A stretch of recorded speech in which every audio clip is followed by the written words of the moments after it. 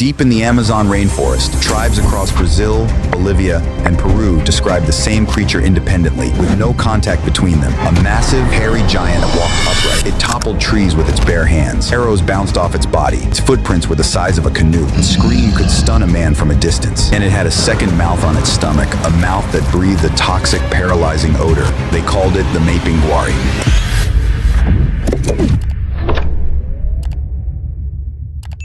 In 2003, archaeologist Mike Morwood finds a skull in a cave on the island of Flores, Indonesia. It belongs to a 3.5-foot tall human being, species no textbook mentions. The local villagers already knew. They had a name for them. They had stories. Their grandparents had seen them. Every civilization on Earth built its mythology around creatures that don't exist. Griffins, sea monsters, forest giants. We were taught these were superstition, stories invented to explain what people didn't understand. But what if the people who reported them weren't inventing anything? What if they were describing, accurately, real animals that science hadn't discovered yet? 5 mythical creatures, 5 real animals, extinct or extremely rare. 5 stories nobody told you correctly.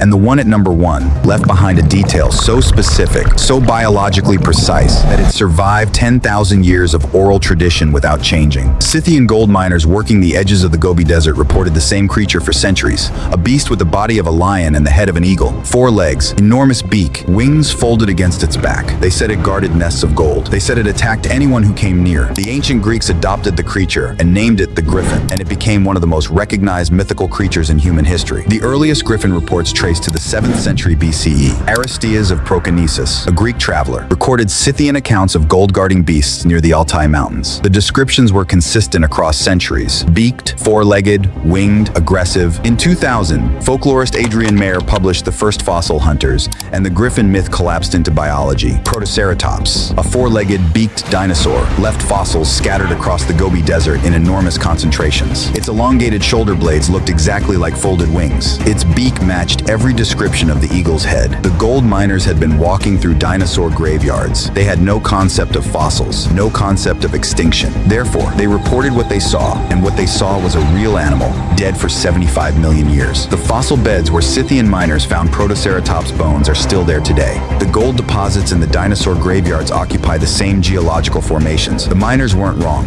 They found a real animal with a beak and 4 legs in the exact location they described. They just missed the timeline by 75 million years. But the next one wasn't bones in a desert. It was alive, and an entire civilization remembered it. In Aboriginal Australian mythology, nothing was more feared than the bunyip, a massive creature that lived in swamps, rivers, and billabongs. Black fur, enormous body, blood-curdling screams after dark. Tribes across the continent, separated by thousands of miles, describe the same animal independently. Mothers warn children, never go near the water at night. The word bunyip first appeared in a European written record in 1838, but the oral tradition stretches back tens of thousands of years. Descriptions were remarkably consistent: huge, dark, aquatic, terrifying. Multiple tribes placed it in the same environments: freshwater systems, floodplains, swamp edges. In 1838, the same year the word bunyip was first written down, paleontologist Richard Owen described the fossils of Diprotodon, the largest marsupial that ever lived, the size of a hippopotamus, related to the modern wombat, completely herbivorous. It ate grass. It went extinct approximately 46,000 years ago. Therefore, the most feared water monster in Aboriginal mythology was a giant wombat. Diprotodon fossils concentrate in ancient riverbeds, floodplains, and dried lake systems, exactly where the bunyip was said to live. Not because it was a predator, because it was thirsty. It came to drink. The bunyip was a memory of an animal. But the next one, the locals said it was still alive. On the island of Flores in Indonesia, villagers described small, hairy, human-like creatures that lived in the forest. They walked upright. They mimicked human speech, badly,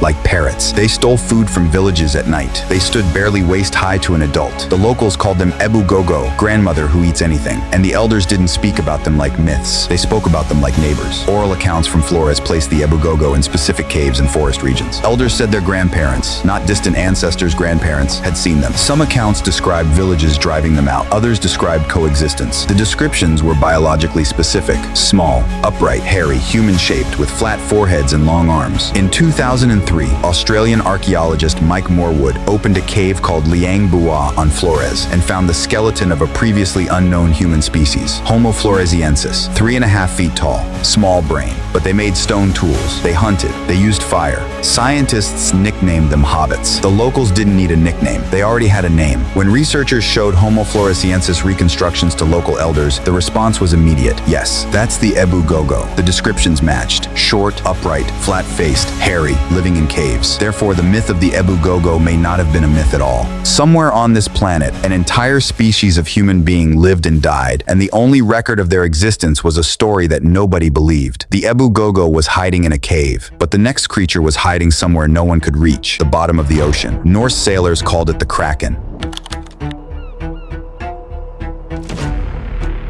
A creature so enormous it was mistaken for an island. Ships anchored near it, they never returned. It had arms like uprooted trees and eyes the size of cartwheels. When it dove, it pulled the ocean down with it, creating whirlpools that swallowed vessels whole. The earliest written account dates to 1180 AD. For 700 years, sailors reported the same thing from the same waters. The Kraken was the most persistent maritime legend in recorded history. Reports spanned centuries. Norwegian fishermen, Icelandic whalers, Danish merchants. The descriptions always included the same details: massive tentacles, enormous eyes, the ability to drag vessels underwater. In 1735, Carl Linnaeus, the founder of modern taxonomy, actually attempted to classify the Kraken as a real cephalopod species. He was ridiculed for it. In 1853, a giant squid carcass washed ashore in Denmark. Scientists examined it and confirmed it matched every detail the sailors had reported. Architeuthis dux, the giant squid, grows up to 43 feet long. Its eyes are the size of dinner plates, the largest of any animal on Earth. Its extinct ancestor, Tusoteuthis, grew potentially up to 36 feet and lived in the same waters Viking ancestors once sailed. Therefore, the Kraken was real. Science just spent 7 centuries refusing to look. In 2004, the first photograph of a living giant squid was captured in the wild. In April 2025, the first confirmed video footage of a colossal squid was recorded at 1,968 feet depth. The Kraken wasn't mythology. It was a species that science spent 700 years trying to photograph.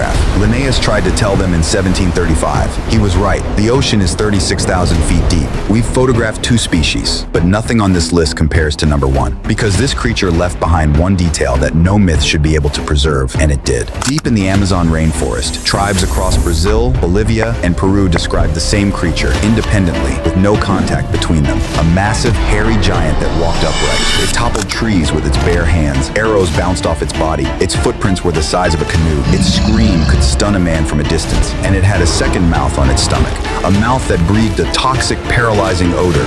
They called it the Mythical, and they did not speak about it in the past tense. Reports came from tribes separated by thousands of miles of impassable jungle. The physical description was identical every time: bipedal, enormous, armored skin, overwhelming stench, a circular opening on the abdomen. Ornithologist David Oren spent years in the Amazon collecting over 100 first-hand accounts from indigenous hunters. They all described the same animal: Megatherium, the giant ground sloth, 20 feet long, 8,000 pounds, claws 1 foot in length. It walked upright on its hind legs to reach high branches. Its hide contained osteoderms, bony plates embedded in the skin, so dense that arrows would have bounced off it. It went extinct approximately 10,000 years ago. But Dr. Paul Martin, the paleontologist who studied Pleistocene extinctions, proposed that Megatherium may have survived in remote South American jungles until as recently as 4,000 years ago. Well, within the timeline of the civilizations that reported the Mapinguari, the second mouth on its stomach, the one that breathed poison, it was a scent gland, a powerful musk organ on Megatherium's abdomen, so overwhelming that predators,